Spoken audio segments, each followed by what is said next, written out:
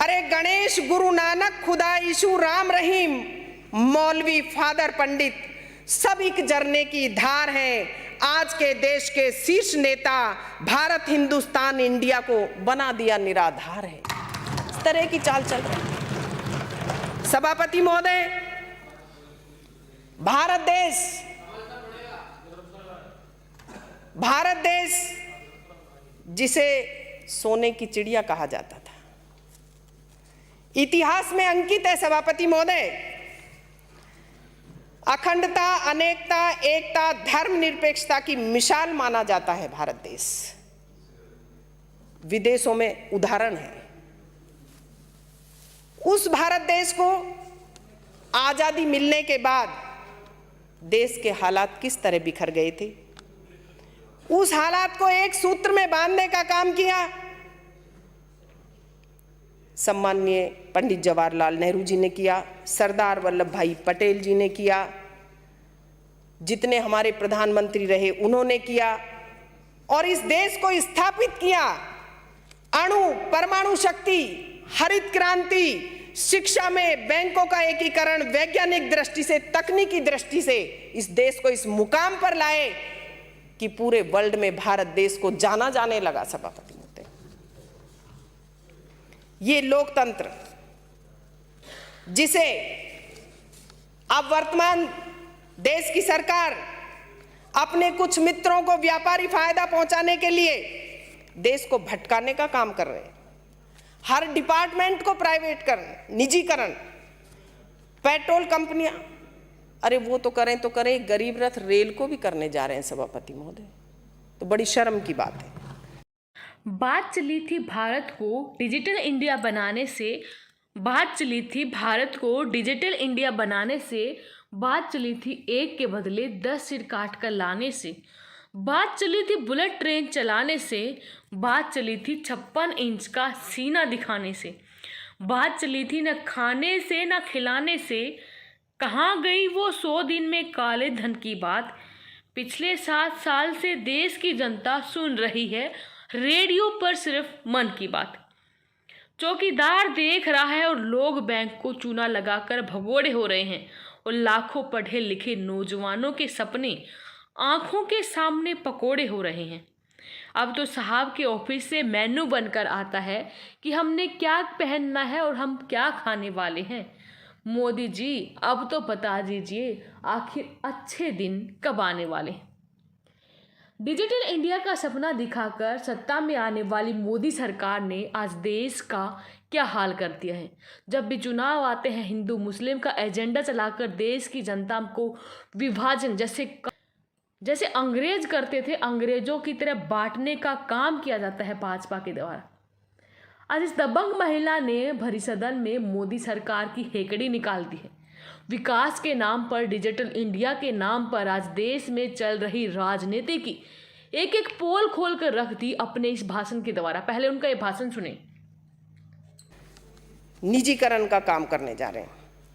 पहले कहा जाता था जब मनमोहन जी प्रधानमंत्री थे, पेट्रोल महंगा हो रहा है, काला धन लेकर के आएंगे, महंगाई को जड़ से खत्म कर देंगे, रोजगार की तो पूरे देश में गंगा बहा देंगे। लेकिन आज के हालात क्या है सभापति महोदय? देश में फरमान जारी कर दिया, कानून बनने से पहले सबसे सलाह लेके बनाते, कौन मना कर रहा है?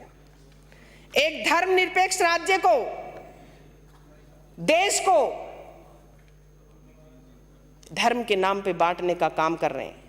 कानून बनाते, एक युवा को रोजगार देने का कानून बनाते, किसान को संबल बनाने का कानून बनाते, शिक्षा का कानून बनाते, स्वच्छ भारत का नारा देते हैं। अगर पॉलीथीन की बंद करके तो देखते, दिल्ली में पहाड़ खड़ा कर दिया 5 साल में। सभापति महोदय, देश की जनता को भटकाने का काम कर रहे हैं। किसान की दोगुनी आय करने वाले थे। भाई बहनों, दोगुनी आय हो जाएगी आपकी, और नीम का खाद मिलेगा। भारत देश का किसान इंतजार कर रहा है सभापति महोदय कि किस दिन वो नीम का खाद कौन सी मालगाड़ी में बैठ करके किसान के खेत तक, गांव तक, ढाणी तक पहुंचने वाला है सभापति महोदय। दुगनी आय कौन से बैंक से आने वाली है। युवा इस तरह की बात नहीं करे, उसको भटकाने का काम किया है कि वो रोजगार की बात नहीं करे, जनता देश के विकास की बात नहीं करे, आम व्यक्ति अपने घर की बात नहीं करे, पोर्टल को मन चाहे जब खोलो और मन चाहे जब बंद कर देते हैं। गांव में बैठा गरीब आदमी इंतजार करता है कि कब पोर्टल खुलेगा। ये भ्रष्टाचार हुआ। अब ये भी एक नया भ्रष्टाचार का काम है, कागज बनाने का, जैसे पंचायत राज में हुआ था कि शिक्षा जारी कर दी, लागू कर दिया शिक्षा का कानून। करते तो एमपी एमएलए से करते, वहां बीओ डीओ चक्कर पे चक्कर काटते रहो। इसी तरीके से इसका उदाहरण अब आसाम में मिल रहा है सभापति महोदय कि इतने लोगों को नेशनल रजिस्टर्ड सिटीजन, ये कौन सा सन है, किसमें शामिल करेंगे, कहां जाएंगे ये 19 लाख लोग अगर धर्म के नाम पे बांटते हैं।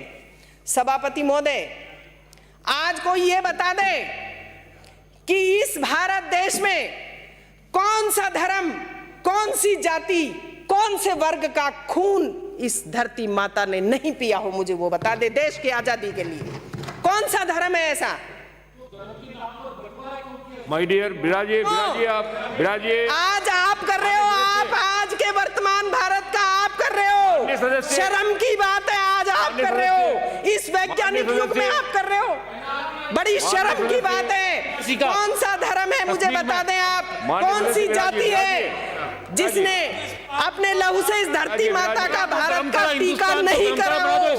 आप आज कर रहे हो। कश्मीरी पंडितों को क्या हुआ, देखो ना वहां जाके 100 साल पहले की बात को आज दोहरा रहे हो। केरल में क्या हो रहा है, इस शर्म की बात है, बंगाल में क्या हो रहा है वो देखो ना जाके। शर्म की बात है सभापति महोदय, बड़ी शर्म की बात है ये कि आज के रुकिए एक मिनट ज्ञानचंद जी, बिराजिए, ये बदले की भावना नहीं है।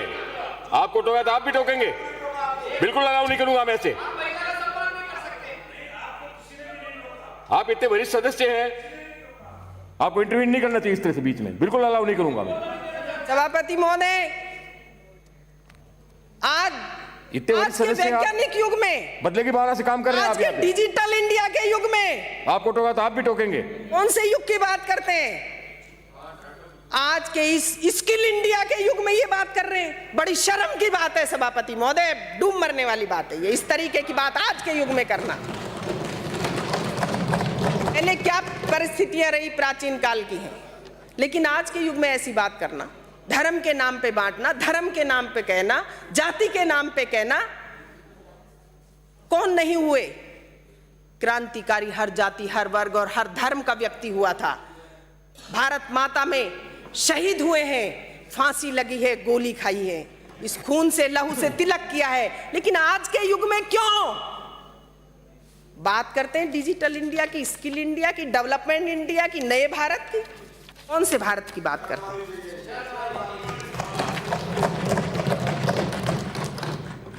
देश आज विकास के पथ से भटक गया है। कहते हैं हम ऐसा नहीं काम करते, अरे ऐसा नहीं करते तो वो पत्थर मारने वालों के साथ में वहां मिलकर सरकार क्यों बनाई? क्यों बनाई? राज के लिए, कुर्सी के लिए समझौता कर लिया। ये किस चीज का उदाहरण है? ये कैसा उदाहरण है सभापति महोदय? कुर्सी के लिए समझौता करना।